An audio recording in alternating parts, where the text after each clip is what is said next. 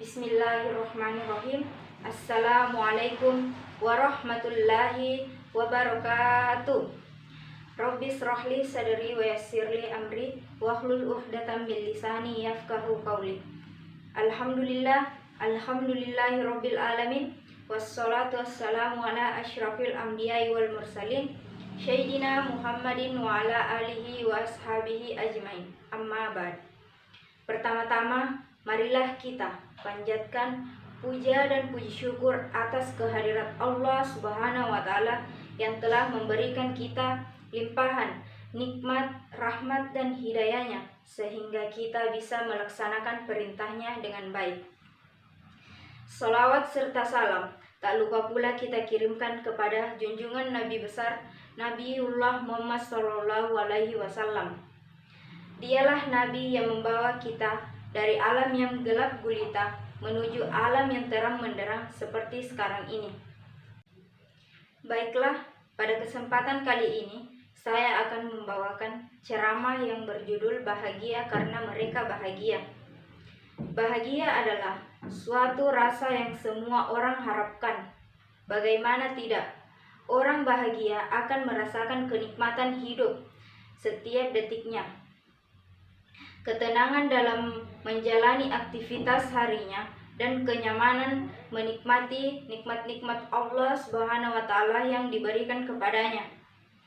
Salah satu resep bahagia adalah apa yang telah disebutkan oleh Nabi Muhammad Sallallahu Alaihi Wasallam, melihat orang-orang yang berada di bawah kita di atas nikmat Allah Subhanahu wa Ta'ala kepada kita, dan tidak melihat kenikmatannya yang Allah berikan kepada orang yang ada di atas kita, agar kita lebih bersyukur kepada Allah Subhanahu wa Ta'ala atas segala nikmatnya kepada kita.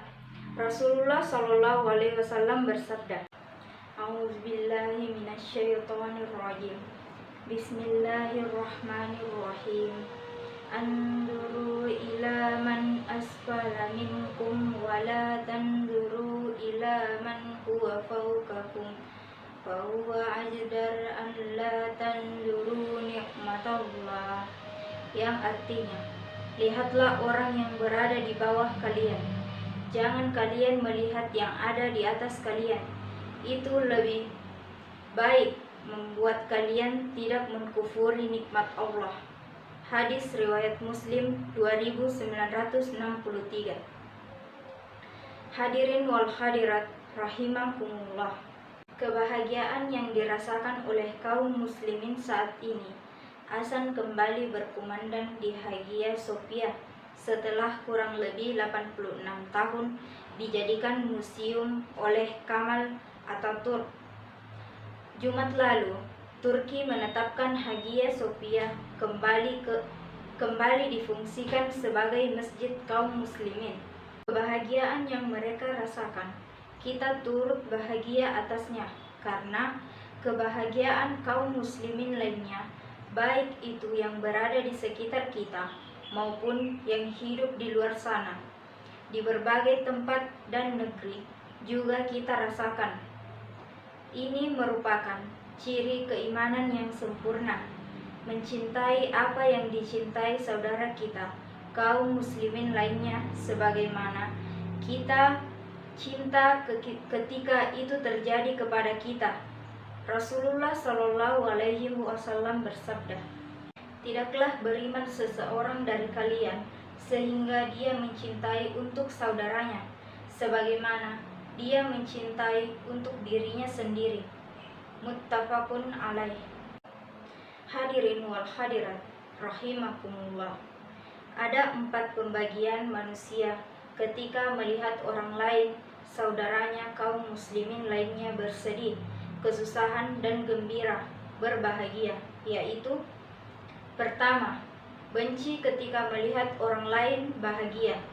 Contohnya, si A mengatakan, kesal saya melihat si B bahagia mendapatkan gaji besar. Kedua, senang ketika melihat orang lain susah. Contohnya, si C mengatakan, saya sangat senang melihat si D bangkrut jatuh miskin. Pertama dan kedua ini adalah suatu bentuk keburukan yang perlu dihindari, dan ini adalah suatu ciri kemunafikan dan kekufuran yang Allah Subhanahu wa taala sebutkan dalam Al-Qur'an. Allah Subhanahu wa taala berfirman, "Jika kamu memperoleh kebaikan, niscaya mereka bersedih hati. Tetapi jika kamu tertimpa bencana, mereka bergembira karenanya. Jika kamu bersabar dan bertakwa, tipu daya mereka tidak akan menyisahkan kamu sedikit pun. Sungguh Allah Maha meliputi segala apa yang mereka kerjakan." Quran Surah Ali Imran ayat 120. Kemudian ketiga, ikut sedih dan memberikan solusi ketika melihat orang lain sedih. Contohnya, si E mengatakan kepada si F, "Saya turut berduka cita atas musibah yang menimpamu. Ini sedikit bantuan sempat bisa mengurangi kesedihanmu." Rasulullah Shallallahu Alaihi Wasallam bersabda, "Dan amalan yang paling dicintai oleh Allah adalah membuat muslimin yang lain berbahagia." Hadis riwayat At-Tabrani Hasan Al-Albani. Keempat, ikut gembira ketika melihat orang lain senang. Contohnya, apa yang telah kita sebutkan sebelumnya, kita ikut berbahagia mengetahui kaum muslimin di negeri dua benua sana berbahagia sebab Museum Hagia Sophia kembali difungsikan sebagai masjid. Itulah ceramah yang sempat saya sampaikan.